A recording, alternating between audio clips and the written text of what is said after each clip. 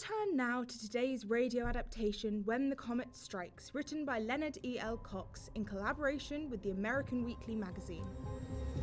Tearing through the skies on a mission of destruction comes an annihilating object, a flaming, seething mass of fire.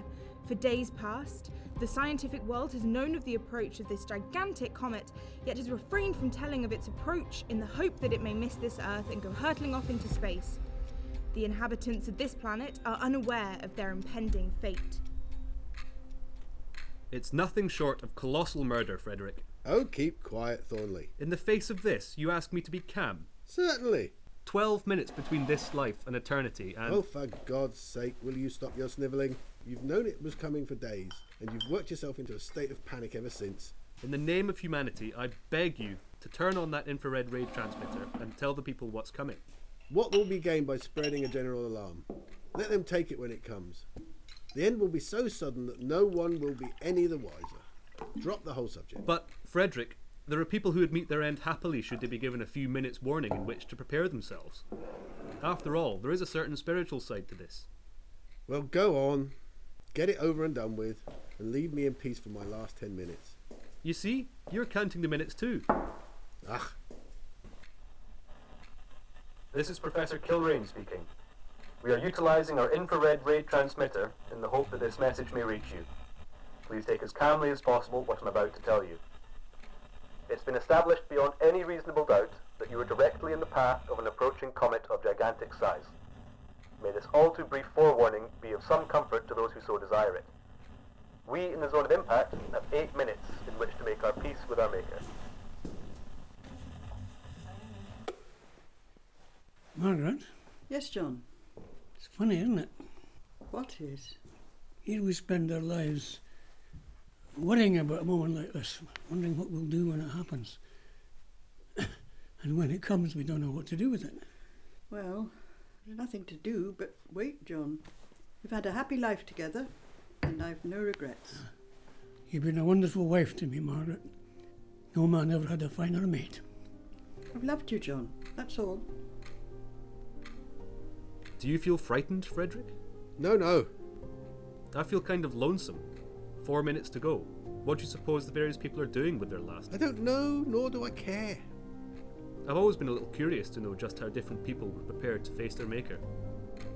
Oh, no, it can't be true. It just can't be true. I'm afraid it is, darling.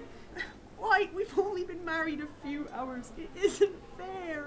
It had to come sometime, dear. How can you be so calm about it? Everything's going to be over just when it's begun. Everything? Over? Oh, I don't think so. But you heard the radio message. This great adventure we're about to face is just stepping across the threshold into a new world. Don't you see that, Ed? Well, yes. I guess so.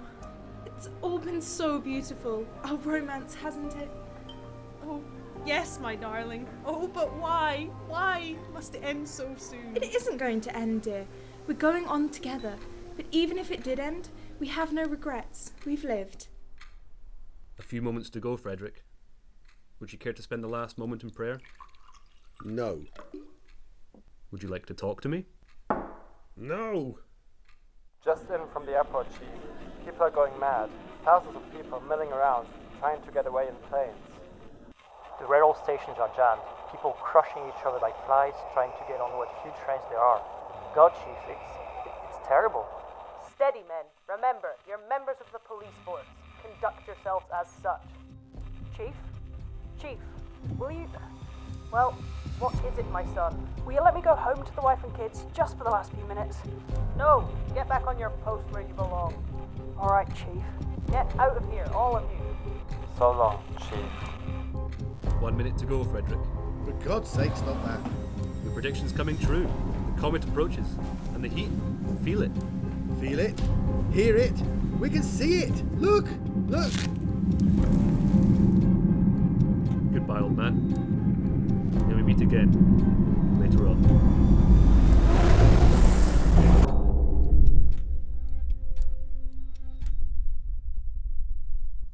The dramatic presentation which you just heard is based on the story When the Great Comet Struck the Earth, starring Jake Middleton, Mike Middleton, Douglas Eady, Deirdre Eady, Lucy Middleton, Maya Field, Percy Rowley Parnell, Guillaume Trajani, and Mark Goes. Tonight's episode is dedicated to Douglas Eady, who passed away peacefully shortly after recording.